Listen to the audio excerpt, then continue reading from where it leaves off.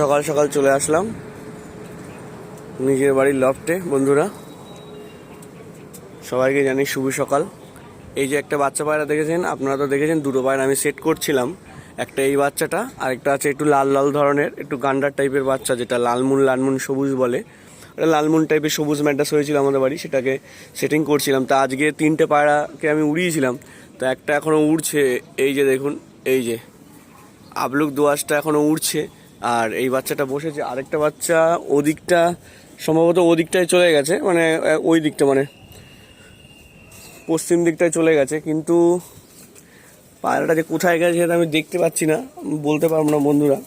দেখি আসলে পরে আপনাদেরকে আপডেট দেবো। আর এই যে পায়রাটার পায়ে ব্যান্ডেড করা ছিল, সেটা আমি খুলে দিয়েছি বন্ধুরা। দেখুন একদম পাটা এখন ঠিক হয়ে গেছে, পাটা ফেলতে পারছে, একদম মেলতে পারছে, সমস্যা হচ্ছে না ওর দাঁড়াতে।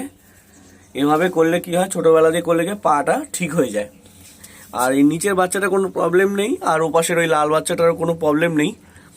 প্রবলেম হয়েছিল ছোটোবেলায়, এরকম হয় অনেক সময়, কি পা একটু ব্যান্ড হয়ে যায়, সেক্ষেত্রে আপনারা একটু ব্যান্ডেড দিয়ে এটা লাঠিস বা শলাকাঠির সাহায্যে যদি আপনি সোজাভাবে বেঁধে দেন, তাহলে পায়রা আরও সুস্থ হয়ে ওঠে। ঠিক আছে বন্ধুরা, এই হচ্ছে আপডেট। আর এই বন্ধুরা যেটা, এই পায়রাটা যেটা নিতে চেয়েছিল যে বন্ধু, সে বন্ধু আর ফোন করেনি, আর আমি আর ফোন করিনি, যেটা কাজের মধ্যে ছিলাম। দেখি বন্ধুরা যদি নেয় তো নেবে, নালে অন্য কাউকে বেচে দেবো, বা নিজের বাড়ির লফটে মাদি পায়রা সেকশনে রেখে দিতে হবে। এটা মাদি পায়রা। আর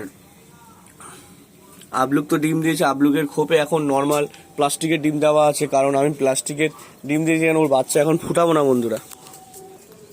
এই যে দেখুন বন্ধুরা, পায়রাগুলো কি সুন্দর বেরিয়ে আসছে। ওপরে ওই বাচ্চাটাও নেমে যাবে, এখন নেমে গেল। এরা সবাই এখন খাওয়ার জন্য খুব ব্যস্ত হয়ে যাবে, যেহেতু খাবার দিই সকালবেলা, আর বাচ্চারাও জানে যে সকালবেলা একটু খাবার পাই আমরা, তাই ওরাও চলে আসবে খাবার খেতে। দেখ বন্ধুরা, খাবারটা আমি দিয়ে দিচ্ছি।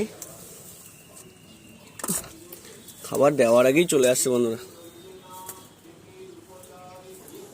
দেখুন এই খাবার দিয়ে দিলাম, অল্প কটা খাবার খেয়ে নিই ওই বাচ্চাটাও, তারপরে বাচ্চাটাকে আমি মাঝি সেকশনে দিয়ে দেবো। কেননা সকালবেলা খাওয়ার অভ্যাস নেই, তবুও 2-3 দানা খাওয়ানোর পরে আমি মাঝির সেকশনে দিয়ে দেবো। যেহেতু ওই মাঝির সেকশনের পায়রা বাচ্চাগুলোকে মাঝির সেকশনে রাখি, যাতে মারাপিট না করে। নরের সেকশনে রাখলে খুবই মারাপিট করে বন্ধুরা।